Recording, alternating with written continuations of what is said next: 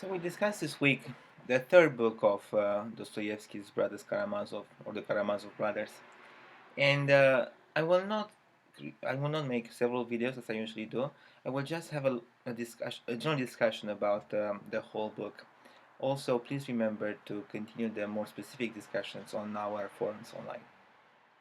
So this book begins with a chapter on the sensualist, and it is quite important, I think, in the economy of the book that we have this chapter. On the one hand,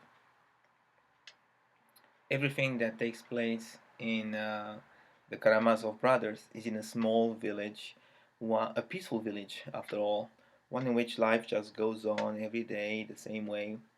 But at the same time, on the other hand, you have those people, all of them being eaten by passions, all of them being very concerned with whatever desires they may have, and all of them being very nervous and agitated about their being in life. They are in perfect contrast with the life of a village, but at the same time, also the majority of them at least, in perfect contrast with someone like Alyosha, who towards the end of book 3 just go peacefully asleep all after all the craziness that takes place in book 3. So I'd like to begin with a quote actually from page 135. Mitya uh, discusses things with Alyosha, and he says, I will read. My boy, my dear boy, the fall of man, the fall of man, he is still fallen. It is man's lot on earth to endure terrible suffering, terrible calamities. Don't imagine I'm only a brute of an officer who drinks brandy and leads a life of debauchery. That's all I think about, my brother, the fall of man. I'm being completely honest with you. God forbid that I should be lying or boasting. I think about man in his fallen state because I myself am in that state. So, if we pay attention to this paragraph, there are at least a couple of things that are quite important. On the one hand, Mitya says, do not imagine I am only a brute of an officer. Aren't we, many, many times in life, judge people, other people, according to their activities or according to the actions that we perceive? And by judging them so, we place them into categories and we diminish them to less things that they are. I think we do perhaps. And Mitya is talking to someone whom he loves, Alyosha, because it is clear there clearly is a relationship of love between the brothers, all of them, all the three of them, even if they are so different, each one of them actually. And talks to him from the desperation of his heart that perceives that people around him judge him only according to his exterior actions, and is afraid that what he actually is or what he thinks he is may be lost or may be missed by the others. On the other hand, he also acknowledges the fact that we are fallen, that all of us as human beings are fallen, that he himself is in a fallen state, and that whenever he says, I am not only a brute of an officer, he doesn't consider himself more than he actually is. He, he perceives himself as that lost human being that we all are, perhaps, as that human being who has lots of problems, who has lots of passions to which he or she may be attracted. But nevertheless, he acknowledges there is something more about him than that, that it's possible for him to get out of this fallen state. Actually, I strongly encourage you to follow Mitya closely in the novel, because even if Alyosha is a hero, um, and I know that some of you were saying online that he's not really a hero because he doesn't do anything heroic, but a hero as the main character, Mitya is also a very, very important character in Dostoevsky's novel. Now, obviously, the majority, all of them are actually important characters. But what happens to Mitya, the development of Mitya in the novel is quite important. Now, if you think more about that, about this discussion that Mitya has about the fact that Dostoevsky himself perceives human being as people who deal with forces more powerful than they are. We discussed a little bit addiction last time, and for Dostoevsky, in this novel, we deal with people who are taken by passions, who are very much sensualist in that sense, who are taken by fever. They are in a fallen state, not in a moral sense, but they are in a fallen state in a medical sense, if I were to put it this way. All the people in Dostoevsky's world, and I could include Alyosha even, because even Alyosha deals with the things that are around him. All the people, let me repeat that. So all the people in Dostoevsky's world are in a state of disease. They have a disease. They are not well, and media acknowledges that. Media is the one who strongly affirms that he's in a fallen state.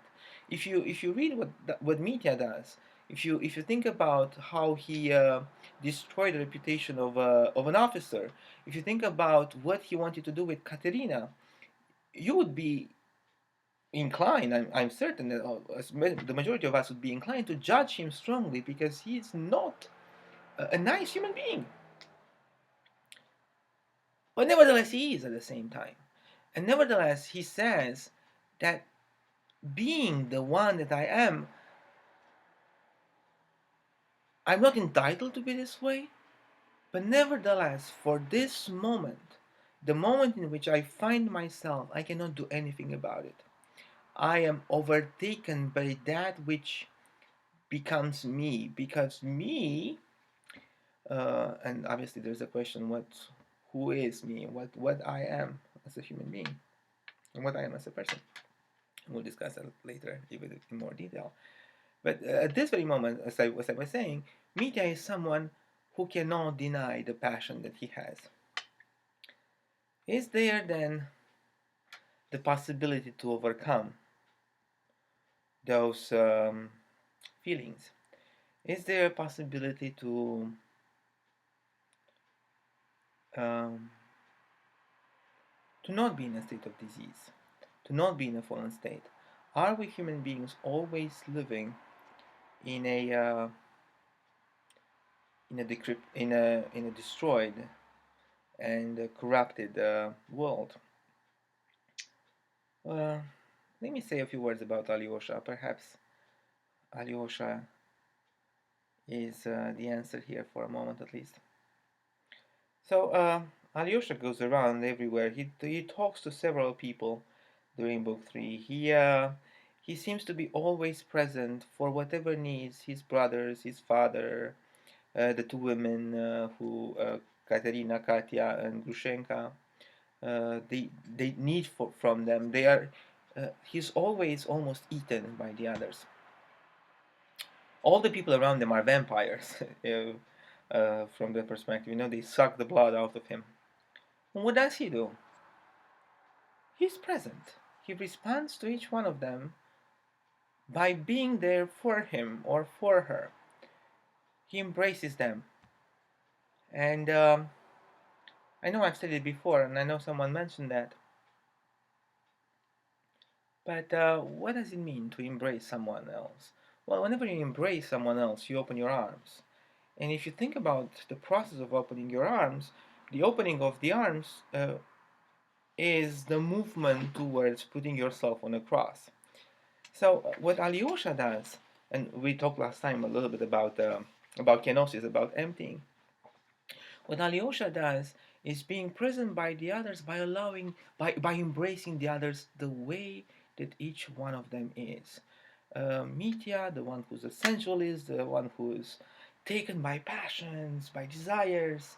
Grushenka, who has her own problems, who has her own history. Katya, who is very much shamed by what she thinks that Mitya told other people.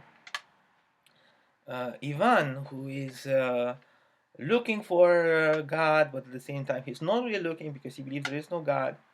Um, the father, who is a complete lost human being, or well, if I say complete lost, that's too much actually, because he's not completely lost either. So everyone has desires. Everyone needs to be fed. Anyone is empty, and being empty wants to be fed by the energy of the other. And the one who feeds them all the time is this wonderful guy, Alyosha. And he who feeds them by emptying himself. The process of kenosis, right? And nevertheless, he goes back to sleep peacefully at the end. So why is there this difference between how the people around him are and Alyosha is? Is it because Alyosha is better morally? Is it because Alyosha would perhaps inherit an immortal kingdom and the other people would not? I do not know what you think about that, but clearly Dostoevsky would not say that. Because for Dostoevsky, in such a kingdom, an eternal kingdom of God, obviously he discusses all this from a theological perspective too, it's not someone in which there are only beautiful people, tall, muscular, wonderful, always correct morally, always doing the right thing, but they are people who don't have a limb, people who don't have an eye, people who perhaps do not have a beautiful face, people who do not have a ear, But nevertheless, they are all there together, and they are together because they are able to embrace the other. And in that embrace of the other, they are able to give birth to some beauty. Um, I will read another quote to end this, and this is from someone,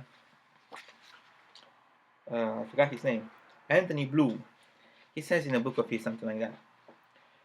To me, humility is not what we often make of it. The sheepish way of trying to imagine that we are the worst of all and trying to convince others that our artificial ways of behaving show that we are aware of that. Humility is the situation of the earth. The earth is always there, always taken for granted, never remembered, always trodden on by everyone. Somewhere we cast and pour out all the refuse, all we do not need.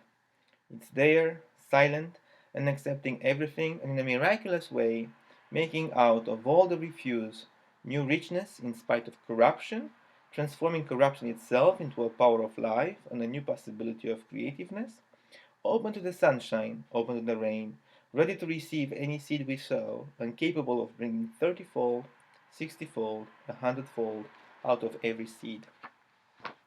I would claim that this is Alyosha in these first chapters.